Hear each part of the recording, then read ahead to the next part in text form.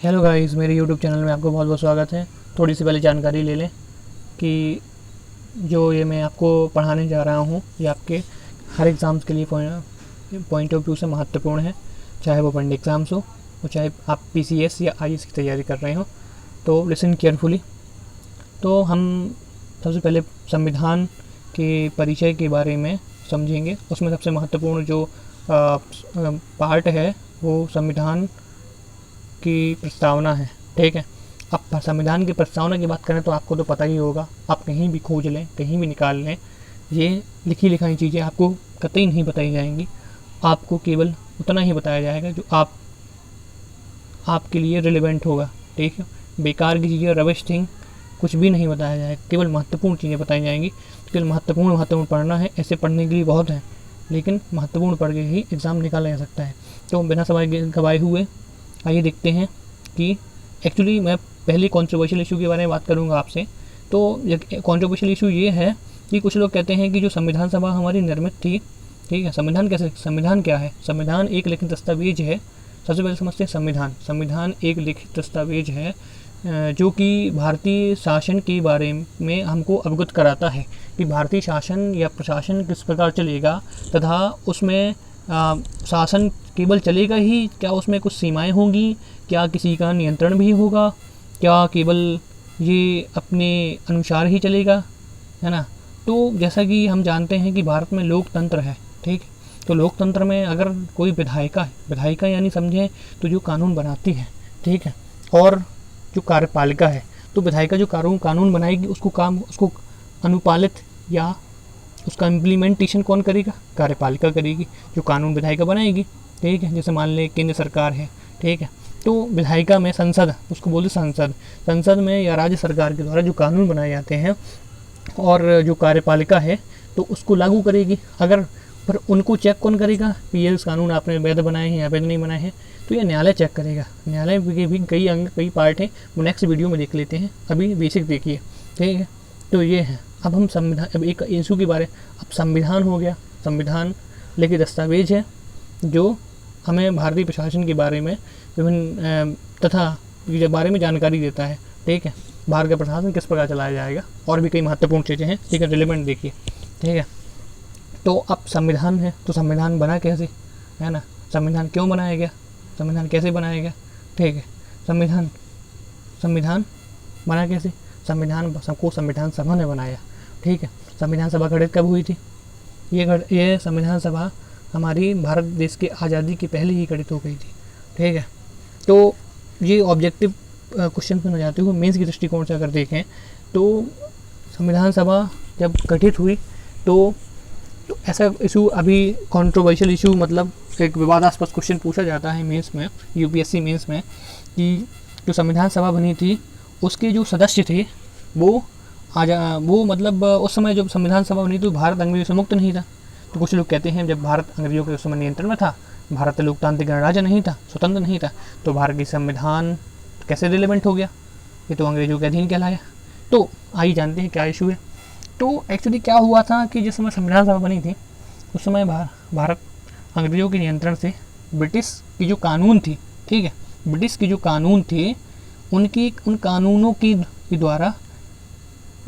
के द्वारा मुक्त हो चुका था, हट गया था, ठीक है। तो पहला ये इशू हो गया कि पहला हमें ये बताना है कि ब्रिटिश नियंत्रण के भारत स्वतंत्र मुक्त हो गया था जिस समय अंग्रेज छोड़ के गए थे।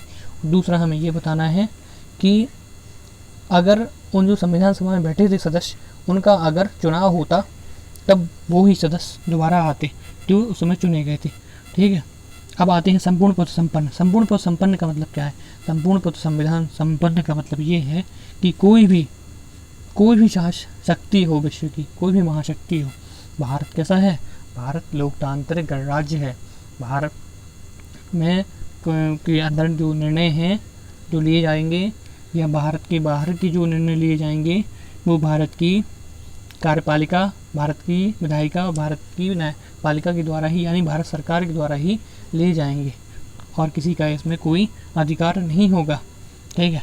जैसे कि कुछ लोग कहते हैं कि जो भारत जो कॉमनवेल्थ है ना, कॉमनवेल्थ संगठन है तो उसमें भारत अपनी प्रेजेंसी देता है, तो क्या हमें मान लेना चाहिए कि भारत उसके नियंत्रण में है? नहीं, ऐसा नहीं है। एक्चुअली जो आयरलैंड ने एक्चुअली ऐसा किया था, आयरलैंड ने क्या किया था कि आयरलैंड ने अपना रिपब्लिक ऑफ आयरलैंड एक्ट बनाया था, ठीक है, 1948 में। तो उसने ब्रिटिश सरकार से सारे अपने संबंध, राष्ट्रकुल से अपने संबंध तोड़ लिए थे। तो ऐसा कोई लोग, सभी लोग कहते हैं कि भारत ने ऐसा क्यों नहीं किया, क्या भारत अभी गुलाम है क्या? नहीं, नेहरू जी ने घोषणा की थी कि हम मानते हैं कि जो कॉमनवेल्थ की जो अध्यक्ष हैं महोदय हैं, वो अध्यक्ष महोदया ब्रिटिश हैं, ठीक है, लेकिन हम उन्हें औपचारिक रूप में मानते हैं, एक सांकेतिक रूप में मानते हैं, ना कि वास्तविक रूप में मानते हैं, ठीक है। और जबकि अगर पाकिस्तान की बात करें तो पाकिस्तान तो 1956 तक डोमिनियन स्टेट बना रहा, मतलब 1956 के बाद पाकिस्तान ने अपने आप को राज्य घोषित किया था, ठीक। अब आते हैं अगले शब्द समाजवादी की ओर। समाजवादी का अर्थ क्या है? तो 42वें संविधान संशोधन द्वारा 1976 में प्रस्तावना में ये समाजवादी शामिल किया गया था, ठीक है। जो भारतीय समाजवाद है और यूरोपीय समाजवाद है, जो उससे पूरा अलग का है, ठीक है। अब देखिए सोवियत संघ का जो या अन्य साम्यवादी देश हैं, है ना, तो जो कम्युनिस्ट कंट्री होती हैं उनमें ये साम्यवाद व्यवस्था या सोशलिज्म ज़्यादा फेमस होता है, जैसे चाइना, ठीक है। तो एक्चुअली इसमें क्या होता, साम्यवादी व्यवस्था में जो निजी उद्यमशीलता होती, मतलब कि जैसे कि प्राइवेट कॉरपोरेट कंपनियां हो गई, तो इसमें कोई भी बल नहीं दिया जाता, ठीक है। प्राइवेट इंस्टीट्यूशंस को कोई भी रोल नहीं होता, सरकार ही सब शासन करती है, चाहे वो उद्यम हो, कंपनियां हो, कोई भी हो, ठीक है। तो इस दृष्टि से, और जो भारत है, तो एक्चुअली भारत क्या करता है कि भारत मिक्सिंग रूप लेता है, भारत निजी उद्यमशीलता को भी बढ़ाता है, ठीक है, और भारत सरकारिक इंस्टीट्यूशन को भी बढ़ा देता है। अब कार्ल मार्क्स द्वारा एक जैसे सिद्धांत दिया गया था, हिंसक संघर्ष के सिद्धांत, ठीक, तो भारत इसको अस्वीकार करता है और भारत केवल अहिंसक नीतियों के माध्यम से ही समाजवाद की उपलब्धि करना चाहता है, ठीक है। जबकि ऐसा कहते हैं कि लोग क्या भारत का समाजवाद और रशिया का समाजवाद क्या कोई सेम है?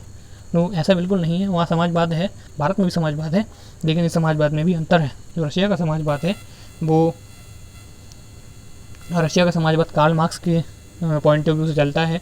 जहाँ हिंसक संघर्ष की बात कही, जैसे चाइना ले लें, चाइना में 1990 में टैंक चढ़ा दिया था बच्चों के ऊपर, तो मतलब वहाँ पे संस्कृति कुछ मानते ही नहीं है, ठीक है, चाइना वगैरह में। लेकिन भारत ऐसा नहीं है, भारत हिंसक नीतियों के माध्यम से और लोकतांत्रिक तरीके से समाजवाद की उपलब्धि करना चाहता है। और भारत में समाजवाद का अर्थ ये नहीं है कि हम केवल विकास को देखें, भारत में समाजवाद का अर्थ ये है कि हम समाज में खड़े हुए अन्य तबके जो पीछे पिछड़े हैं तथा कानूनी न्याय ही नहीं, केवल कानूनी न्याय ही नहीं, बल्कि समाज की जो कुल संपदा है उसके जो समुचित वितरण है वो समाज के प्रत्येक वर्ग में हो। तो ये भारत की नीति है, ठीक है।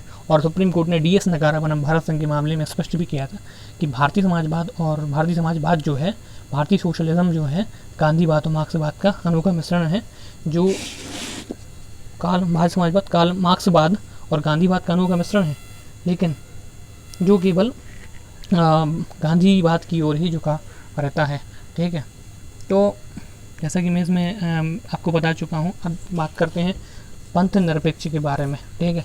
पंथ निरपेक्ष से अगर हम बात करें तो पंथ निरपेक्ष देखो 3 तरह के राज्यों से अलग होता है। पंथ निरपेक्ष प्रथमतः वह भूतपूर्व सोवियत संघ जैसे उन साम्यवादी राज्यों से भी अलग होता है जो धर्म विरोधी होते हैं और अपने नागरिकों को धार्मिक स्वतंत्रता नहीं देते, ठीक। उन साम्यवादी देशों यानी कम्युनिस्ट कंट्री से, मैंने बताया ना था, आपको पहले ही बता चुका हूँ, जो साम्यवादी देश होते हैं वो अधिकतर क्या होते हैं, वो अधिकतर वामपंथी होते हैं, कम्युनिस्ट कंट्री होते हैं, धर्म को बढ़ावा नहीं देते, केवल विकास को बढ़ावा देते हैं, ठीक है। अपने नागरिकों को स्वतंत्रता प्रदान नहीं करते, स्वतंत्रता का अधिकार, धार्मिक स्वतंत्रता का अधिकार नहीं देते। और दूसरी ओर वेटिकन सिटी जैसे धर्मतंत्री देश से भी भारत अलग है, जिनमें केवल धर्म का प्रमुख ही राज्याध्यक्ष होता है, ठीक है। तो और राज्याध्यक्ष होता है, और वहाँ का जो संविधान है वेटिकन सिटी का, वो धार्मिक ग्रंथों को बनाकर ही वहाँ के संविधान की रचना की गई है। और जो तीसरा अगर एग्जाम्पल है पाकिस्तान का है, पाकिस्तान जैसे धर्म प्रभावित राज्यों से भी अलग है भारत। कैसे भारत अलग है? जो एक्चुअली ये पाकिस्तान जो इस्लामिक स्टेट है, मतलब धर्म से उसको राजकीय धर्म का दर्जा दे दिया, ठीक है। अन्य धर्मों से धार्मिक नागरिकों धर्म समानता की गारंटी नहीं देते, ठीक है। तो पंथ निरपेक्ष ही सबसे बड़ी पहचान है कि भारत ना किसी धर्म को बढ़ावा देता है, ठीक है। भारत सभी धर्म को समान रूप से देखता है, ठीक है। यहाँ तक कि 1942 में संविधान संशोधन 1970 में संशोधन भी किया था, जिसका मतलब यही है कि भारत का कोई राजकीय धर्म नहीं है। भारत की यहाँ धर्म के आधार भारत में धर्म के आधार पर नागरिकों में कोई भेदभाव नहीं किया जाएगा, जो भारत की आपराधिक विधि होगी या अधिकांश अन्य कानूनी धर्मों के साथ समान व्यवहार भारत करेगा, ठीक है। जैसे कि मूल अधिकारों में अगर हम देखें तो 25 से 28 तक धार्मिक स्वतंत्रता के अधिकार को भी दिया गया है। अब हम बात करें लोकतांत्रिक दृष्टिकोण की, तो अगर हम लोकतांत्रिक दृष्टिकोण की बात करें तो वह ना कि भारत राजतंत्र है, ना कि अधिनायक तंत्र है। भारत कैसा है? लोकतंत्र है। इसका मतलब ये हो गया कि भारत की जो शासन है, जैसा अब्राहम लिंकन जी ने कहा था, जनता के द्वारा, जनता के लिए और जनता के लिए चलाया गया शासन ही लोकतंत्र है, ठीक है। तो भारत में एक्चुअली अप्रत्यक्ष लोकतंत्र है, मतलब भारी जनसंख्या है, क्षेत्रफल बहुत अधिक है, तो प्रत्यक्ष लोकतंत्र चलाया जाना, जो कि अमेरिका में चलाया जाता है, वहाँ की अध्यक्षीय प्रणाली है। तो भारत प्रतिनिधियों के माध्यम से जो विधायिका में बैठते हैं, ठीक है, प्रतिनिधियों के माध्यम से, मतलब इसका मतलब हुआ कि हम अपने प्रेसिडेंट या प्राइम मिनिस्टर को डायरेक्ट नहीं चुनते, प्रतिनिधि जो पार्टी होती है, जो सब बहुमत दल का नेता ही प्रधानमंत्री होता है। तो भारत में अप्रत्यक्ष लोकतंत्र को अपनाया गया है और समाजवादी लोकतंत्र के हम काफ़ी नज़दीक हैं, मतलब आर्थिक जो कुल सामाजिक कुल संपदा है उसको समाज के सभी वर्गों तक पहुंचाना, ठीक है। और भारत में निर्वाचन प्रक्रिया है जो इसमें पारदर्शी बनाए रखने का काम करती है। Thank you very much. Next video में मिलेंगे संविधान प्रस्तावना का परिचय और अन्य महत्वपूर्ण टॉपिक। धन्यवाद।